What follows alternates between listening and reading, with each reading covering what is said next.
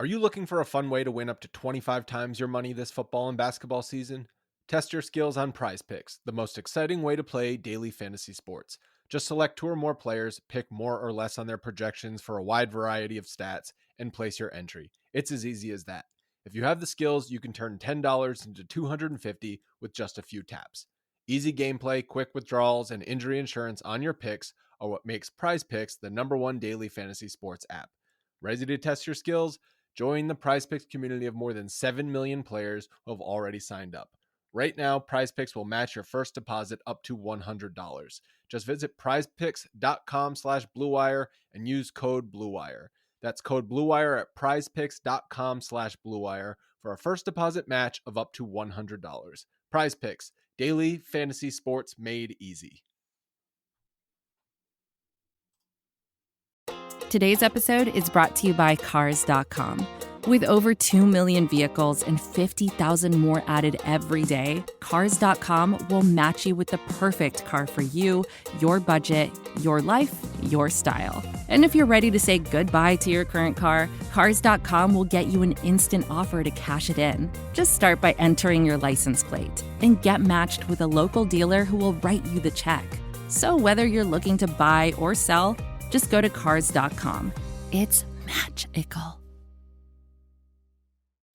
Hello, friends. Welcome to an episode of Kirk Your Enthusiasm. Today, I am joined by one of my Twitter friends, someone I have followed this year and enjoyed her tweets a great deal. We're joined by SJ, who is one half of the 21 Going on 77 podcast. I'm going to have your co-host on at some point this summer. How are you today? I'm doing great. Thank you for having me on. It's a pleasure to be on. Well, I was circling through our DMs. We've been talking about this for 4 months. Yeah. And it just, it's really hard to do stuff in season. And I have my own BS that I churn out, and then I stopped. I came home from summer league and then promptly stopped.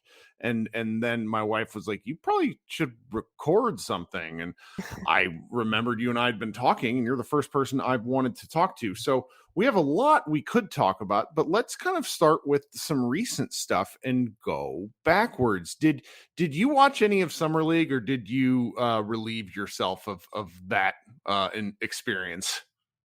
So I missed the first 2 games live. I was on vacation, so I didn't get to watch those live, but I went back to watch them and I caught the 3rd game.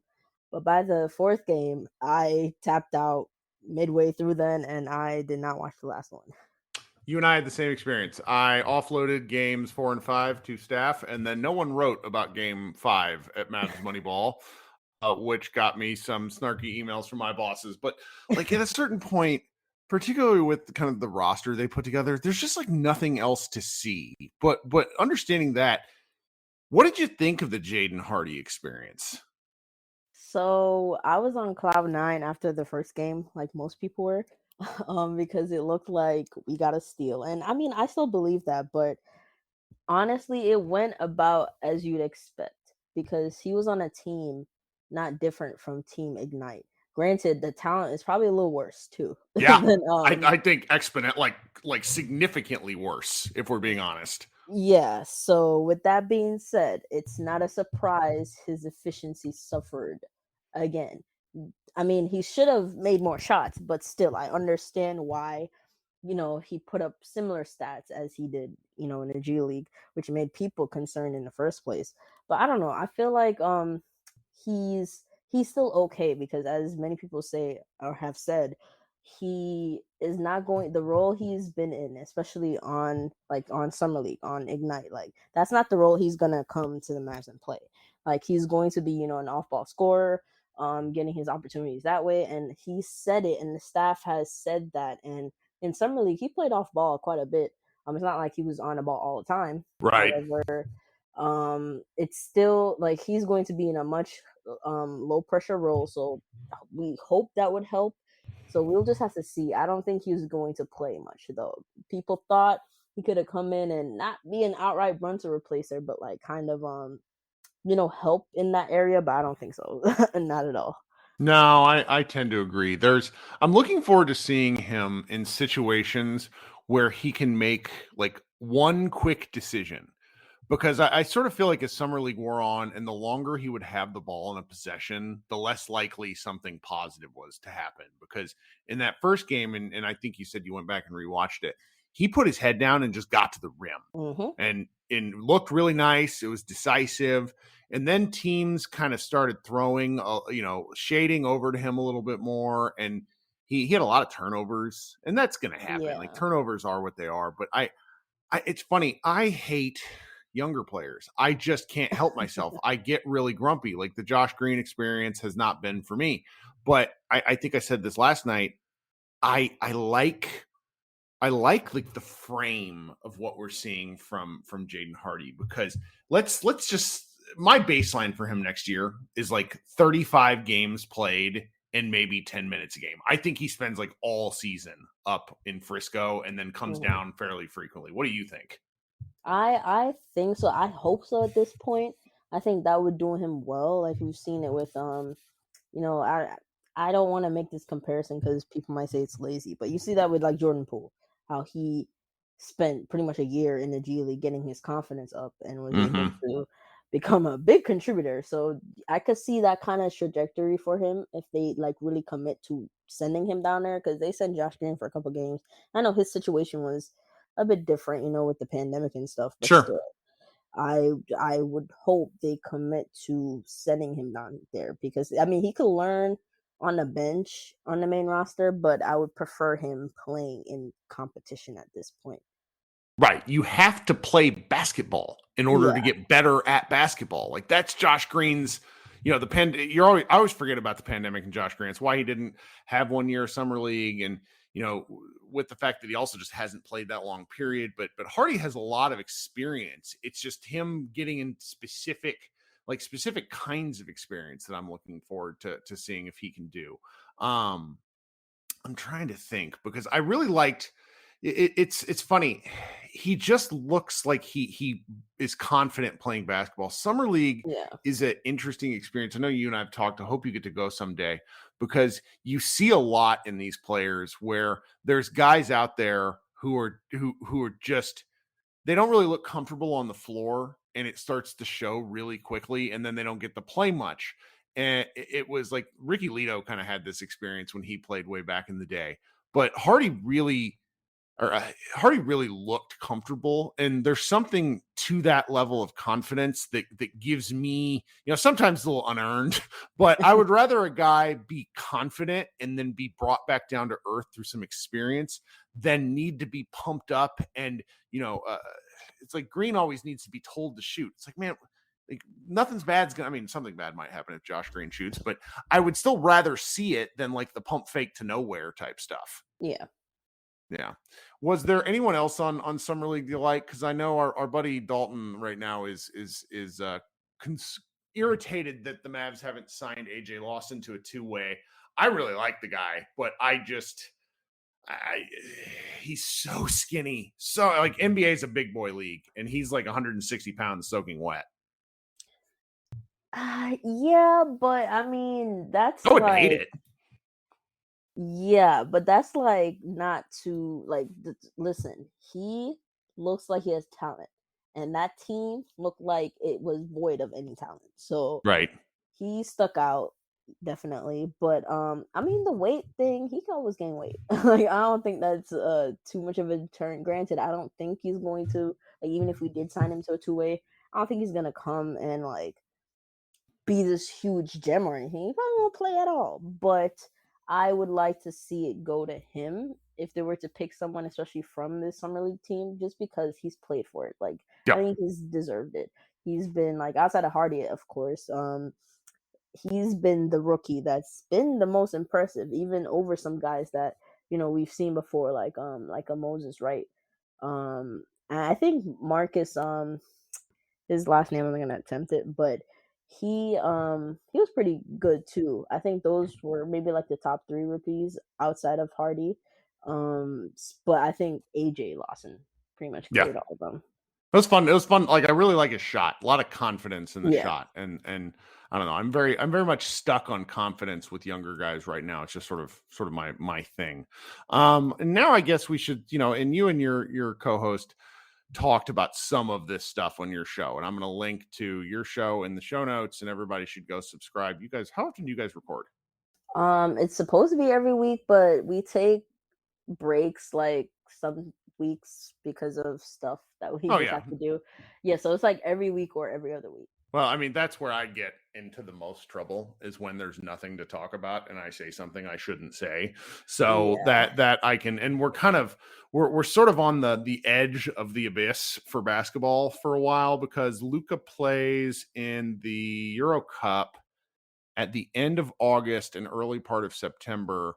And we're basically waiting for anything on the Kyrie KD front. The Mavericks have one open roster spot, and things, we're just sort of like hanging out. Doesn't seem like there's going to be much Dallas basketball movement. And with that in mind, like, what do you think of their offseason to date? Because this is sort of the genesis of our podcast, where we were talking about team building. And I think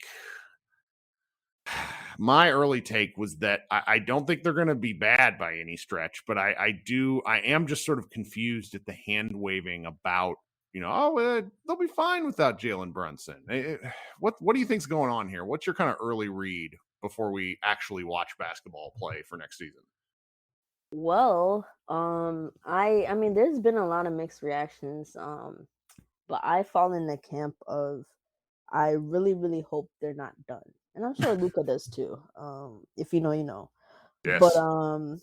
I just think they like the roster, like for a couple seasons now. I felt like the roster, like there's just this huge roster imbalance. Like if you're looking at it from not just from many angles, actually, like roster imbalance in terms of if you're looking at shot creators versus play finishers, there's an imbalance there. Even more so that I don't want to say his name, but he who shall not be named, you know who I'm talking about. Ever since he left, we have a bigger imbalance with shot creators versus play finishers, and we also Sure. have imbalances like with positions now too, which is why most people feel like they're not done, because we have a million centers, and this like last season it's funny because we started the season with a million centers and ended it with like 1.5 really, because Maxi, depending on who you talk to, like he's not really a true center. Of course, Dwight Powell, there's a lot of conversation about him. So our positions and just the essence of the team has been weird. Granted, we've had success, especially last season, but the roster is just weird. And everyone would hope that with that guy leaving, we would have had a backup plan. But it seems as if, at least right now, with nothing happening, it seems as if they felt like they can make up that production in house, especially with what they did with the Wood trade. Yeah. But I don't like that plan because, like, even though, we can say whatever, I'm not going to lie about, Brunson, but he was a good player. And it's different saying that, like, when Tim went out with injury, yes, we could have made up Tim's points and production in house, and we did. Like, just the way how Tim plays, the fact that we had Reggie Bullock kind of waiting. He kind of took off as when Tim That's right. went down. So and then Josh Green started to play better. So we had guys that could make up what Tim does.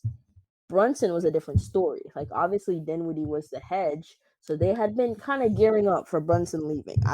At this point, I think we can kind of say that they had been, it was a thought in their mind, especially with the Yeah. Dinwiddie hedge. But Dinwiddie, I just feel like we're gonna hate him. Like, I'm so sorry. We're going to dislike him next season I because like this. This is my jam, because Dinwiddie, first of all, for anybody that doesn't realize it, Dinwiddie played out of his mind with the Mavericks. Go look at exactly. he shoots for his career 41% from the field, 32% from three. With the Mavericks in 27 games, he shot 49 and 41. Like, that's not like, Luka might be able to get him better shots. I think he'll be taking better shots because I think the offensive system works. But there's this, production aside, there's a thing about Dinwiddie, and my theory is that he's the kind of coworker that when things are going great, he's fantastic. But when Mhm. things aren't going great, he's fucking annoying. Mhm. I mean, that was kind of evident in Washington. Mm-hmm. Nobody Like, wanted to come out and say it because these guys are all some level of professional, but they were not interested in his brand of leadership, whatever that was. I don't really know because I'm not really, Bradley Beal seemed to have a completely different kind of leadership. That's a different discussion for a different day, but it's one of those things where you wonder how, what if they take a bump? Because the Mavericks really only experienced high times with Spencer. And mhm. right now he's the backup. He's the only other ball. He's the only other shot creator. I mean, unless we're going to let Josh Green run some point, which I think might be fun.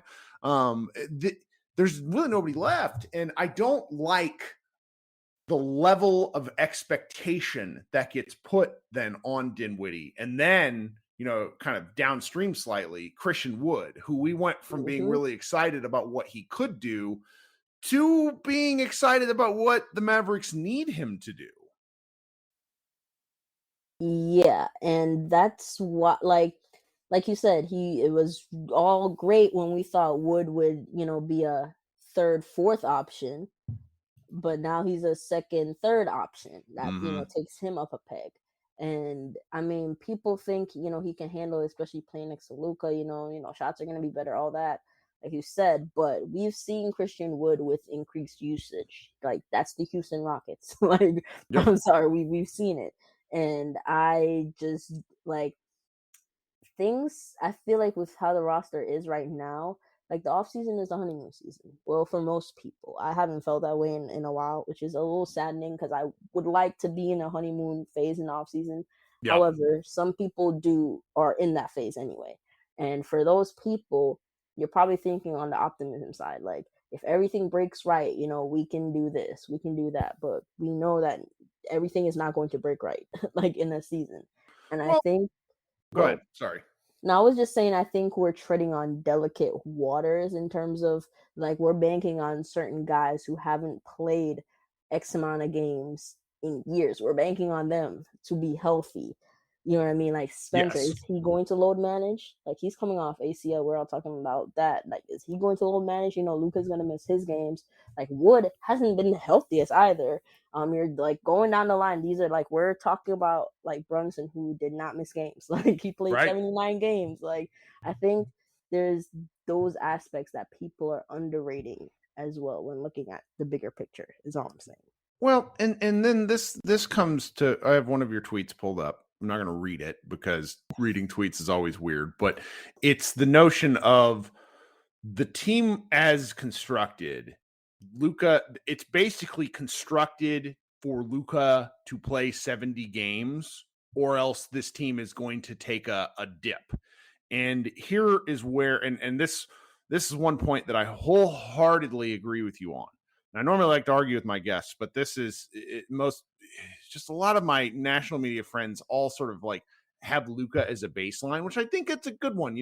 I don't think the Mavericks, they don't sink below 500 if Luca plays 70 games. Like that's just sort of where my head is. But you get to 52 games like the Mavericks did last year, and it's a little difficult to figure where they might land this year with the West improving. Like Luca in his career, he's played 264 regular season games. The most games he's ever played in a season was his rookie year, where he played 72. Then in 1920, he played 61, which is his career low. 2021, he played 66, which is actually pretty good compared to the number of games that season. Mm-hmm. And then this last year, he played 65. But as we all know, his sort of best year where he looked and played, in my opinion, his best basketball was his second year, where he came in guns a-blazing, looked fantastic, and was ready to go. Only he had some lingering ankle issues for most of 2020, basically right up until the shutdown. And it's just being Luca dependent has so many potential drawbacks that I don't think people are really willing to entertain at this point in time. And what drives me crazy is I don't know why. Like, it's okay, this guy is the engine. We all know that. but you're also overly reliant on him if you're going to let Jalen Brunson, or, let is kind of maybe not a fair term. Jalen Brunson walks away and you're not able to replace him at all.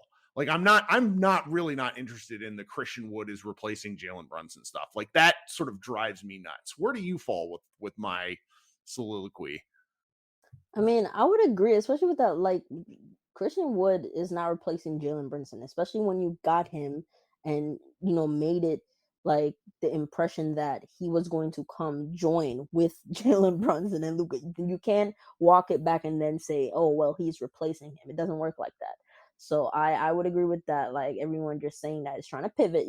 Nothing wrong with a good pivot, but we can't lie. We can't lie as well. So I just think I mean, I with that being said, like even with the frustrations, at the same time I don't want us to make another rash move in the sense of, like I feel like this is why I don't really play around with the trade machine, because I feel like you have to Me be a either. bit you have to be a bit delusional when you do that. Every um time. yeah, so when I do it, I always come up with stuff that are really unrealistic, but that's besides the point. The point is that I would hope we're not doing things like trading a first one, because I mean, I know you feel a similar way, but I wholeheartedly believe like that we or fate was kind of sealed with that 2019 offseason with what we did. And with that, I just think, like, even then I was saying that we're kind of stuck after that. This is what being stuck is. So yes, it's frustrating, but this is kind of anticipating where we were and what we did. So I just think that we have to tough this like hard part out. We can't do anything rash. That's when people are saying, "Oh, trade this person and this person for like a guy like Kyrie." I'm like, you have to understand the ramifications of things like that. People were harping on Westbrook because of cap space like you have to understand that those kind of moves are what got us in the in the hole right now in the first place. So you can't keep making those same mistakes, especially when the people you're trying to trade for, they aren't slam dunks. No. You know what I mean? Like you're talking about Kyrie and Westbrook. Like, you know what I mean? Like I just think you have to be careful. And I think that's what they're maybe trying to do, but at the same time, like McGee being your first signing out the gate and that being your only thing thus far and waiting for fallouts here and waiting. I don't like the waiting game. You know what I Nope. mean? I think sometimes it might be beneficial, but oftentimes, especially now when it looks like there's a stalemate going on, it's like you ruin your own plans. So I think they can't be done with, even with them trying having or needing to be patient. They can't be done at the same time. Well, and here's where this gets very uncomfortable. So Mavs fans fall into two camps, in my opinion: Mavs fans and Luca fans. Hmm. And that's okay. That's not a criticism. That's just a statement of fact. Like you have a lot of people that are going to follow Luca the same way people follow Kyrie, follow LeBron. It's the nature of how basketball fandom has changed some stuff. But some of this would be a lot easier to discuss if we all understood that Luka Doncic was playing an active role in what's going on with the team. And in my opinion, with what we have seen and heard, that is not the case. He might have let it be known that he'd be fine with them moving Porzingis. He didn't ask them to move Porzingis. He clearly wasn't involved as his national team running mate. Once again, flirted with the Mavs on basketball Tinder only to go somewhere else. And it's very like it just, you have a limited number of cards you can play at any given time when you have a superstar. When the Mavericks draft Luca by having, and they fell in the lottery, they had to send a draft pick. Then you move two more draft picks to go get Porzingis. I understood this at the time that it was going to be difficult, but now that we're almost 3 years later, I guess I still didn't understand how difficult it was. And they're sort of stuck. And this really might be the year that the Mavericks sort of, I've been saying, like, take their medicine, where they have to reload a little bit. And I guess I've kind of made my peace with it, because I think it's going to be really kind of an ugly basketball year if you're only going to have 2 to 3 ball handlers. But Mhm. I also don't know what that floor looks like because they won 52 games. The over-under just came out, the first one at least, at 47.5, which is just really good if you like betting, because I would probably pick the under. Now, that's not to say I think the Mavericks will be bad, but these last 2 years, they had one game. Let's see here, 20. Let me look at the run. So 2021, they were a 3-way tie for 5th place. They just happened to get 5th place. This Mhm. last year, they were a 4 seed. All it takes is 2 more losses, and all of a sudden you're a 6th seed. So it's like if the Mavericks lose a couple more games, do I think that makes them a worse team? I don't necessarily. I just feel like their ceiling has been lowered for this year. I don't really know much of where I feel about their floor, and I'm going to have to watch them play basketball because I don't know. It feels like they moved away, like they're moving away from what works because they're going to be playing bigger basketball. I don't know. I hate being like this at this point in the offseason because it was so like the regular season and the postseason was so much fun, and now it's just so so ambiguous. It's kind of uncomfortable. Yeah, and I mean, listen, losing your second best player for nothing at all would do that. But I'm sorry, I'm a bit annoyed by the situation again today. Just thinking about it, like rehashing it, it makes Let me it out. angrier. It makes me angry just because of how it all went down. I mean, I get he felt disrespected or whatever, but like, well, damn, way to return the favor on your way out. But I mean, regardless, I think I mean I do agree that the ceiling is a bit lower, especially like you can't just take away a shot creator and not replace it with any shot creation. I think you're doing pretty much anything in the playoffs. That's not going to Right. happen. Right. But in the regular season, we could be okay. That being said, if Luca is, right, and the thing with the Mavericks is that the past couple seasons we've come out the gate slow, and regardless of what people try to tell you, part of it, not all, but part of it is directly tied to Luca coming into the season out of shape as well. Yeah. Like he's not the main reason why they lose a lot in those, first quarter, I guess, of games. But he contributes, especially this year. This year was very egregious, if you ask me, in terms of his play. And he was actively tanking games. He was. So I think if he can not do that and come into the season, come in hot right away. Like you said, his second year was really damn good. I feel like, I mean, this might be a bit unpopular, but I think his third year is his best year after he got over the first part. But I get why people like the second year. Stats were gaudy. We were damn good. We were 16 and 6 after like 21 games. We Yep. were very good, and Luca was very good that first 21 games basically. So I think if we can replicate that, and if you look at it, similar style of ball was played. Because at that time we were starting. I know the league has changed a bit, but we were starting two bigs. We're starting Porzingis and Powell, and that was when Porzingis was god awful. Porzingis was very bad during that stretch too. But I mean, I know they're saying Wood is coming off the bench, but I'm sure we're gonna see Wood McGee lineups too. But I don't know. I guess we'll have to see. I'm not too worried about the regular season if, again, Luka's healthy and we get a good amount of health from the rest of the guys. But listen, an injury to one of those top guys, and I don't think we're going to just be floating like we did last year. Sure. I mean, the start of the season, I don't think you participated, but you had to witness one of the arguments in the group chat today. The Mavericks started off 17 and 18, and then they went 35 and 12. And they found something. Yes, they started playing defense. The schedule worked out, whatever you want to call it. Things started clicking before Dinwiddie got to the team. It was just, things just worked. I mean, I'm of the opinion that they went back to playing Luka ball and they stopped some of the silly offensive stuff. Like, do you remember the first game of the season when they posted up Dorian Finney-Smith twice? Yes. Like yes. they didn't do that stuff. Like, I appreciate Jason Kidd a great deal. Sean Sweeney, I think the coaching staff did an excellent job, but like there were some things attributed to the fact that maybe it was Luka just deciding to put his head down and get to the rim.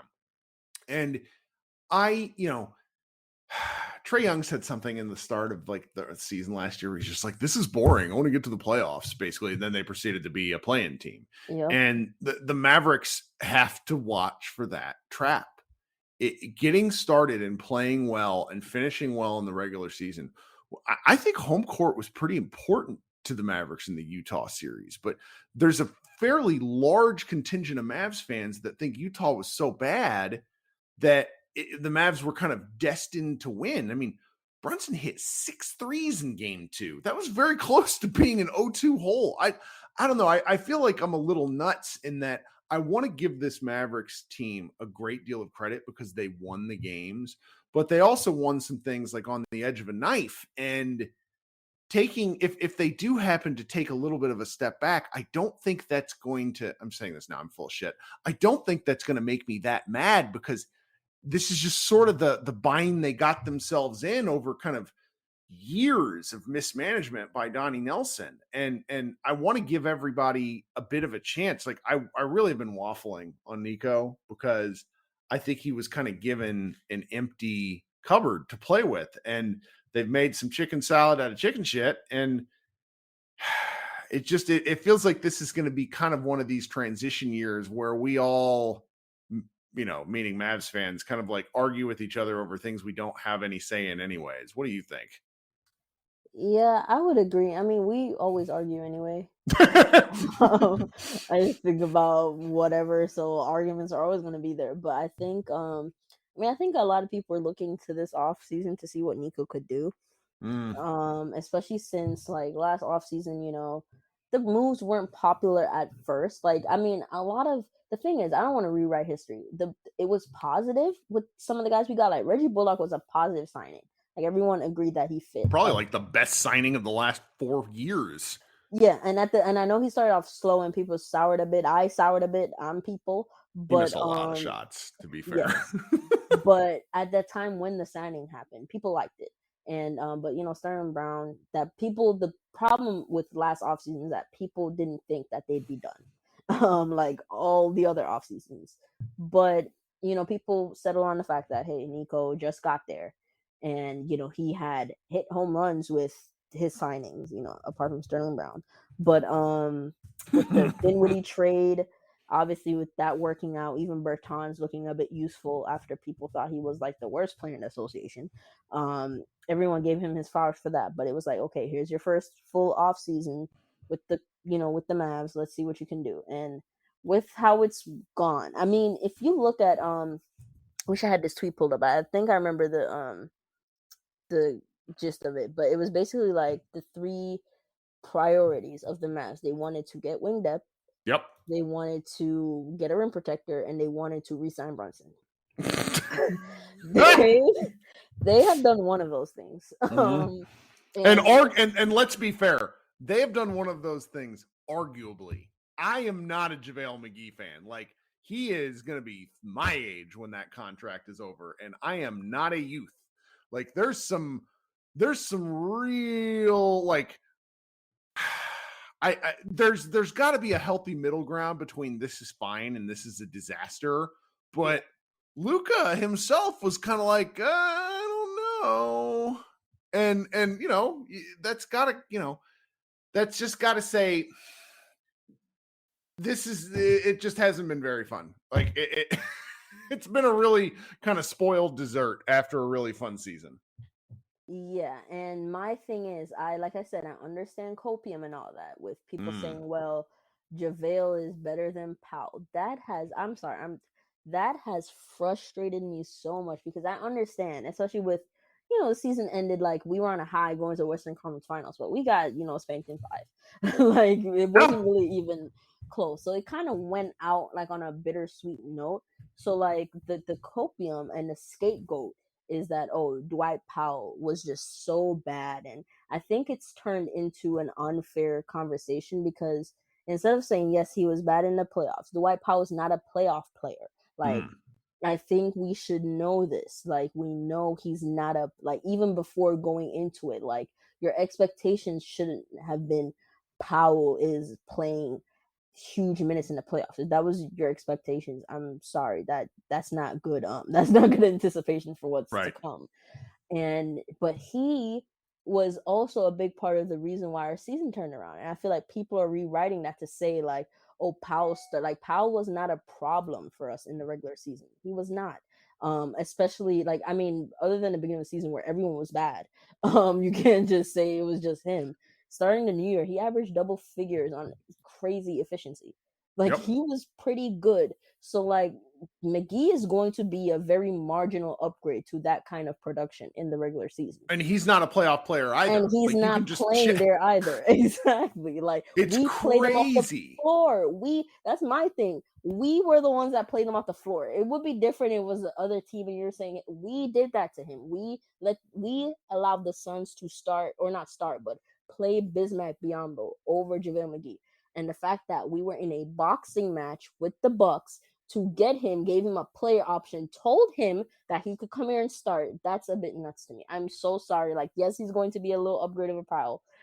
He's fine on the team, but under those circumstances, that's nuts. I'm sorry. It is nuts, man.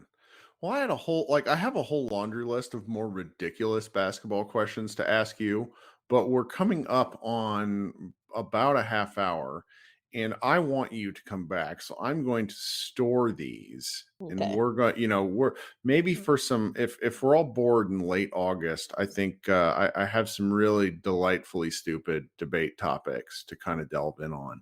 But I think you and I are kind of the same mind. Team building is hard. Mm-hmm. The Mavericks haven't done great. We're not going to crush them just yet, mainly because I don't feel like dealing with everybody yelling at me, which maybe that makes me a coward. I don't know. But I appreciate you taking some time out of your week to come on. So I've plugged your show once. I'm going to do it again. 21 going on 77. Y'all record a couple of times, at least let's just say 3.5 times a month. Yes. And we'll go. So you guys should go subscribe. They post on, where all do you post? Spotify, Apple, Google Podcasts, Radio Public. I'll link to all of those in the show notes. And I'll probably write an article about this too if I find the time. Any other hot takes you want to get out before we head on with our evening? Not a, well, I don't know if it's a hot take, but OG Anunoby, I think it's his birthday today. He will be a Maverick someday, and it could be as soon as this season if Masai. I need to get in touch with him. Spicy. Yes, but OG Anunoby will be a Maverick. I love that. All right, guys. I'm going to be sure to check the show notes and look for all this stuff. It's been Kirk and SJ. This has been a delightful way to spend my Monday evening. I appreciate your time so much. And we will be back.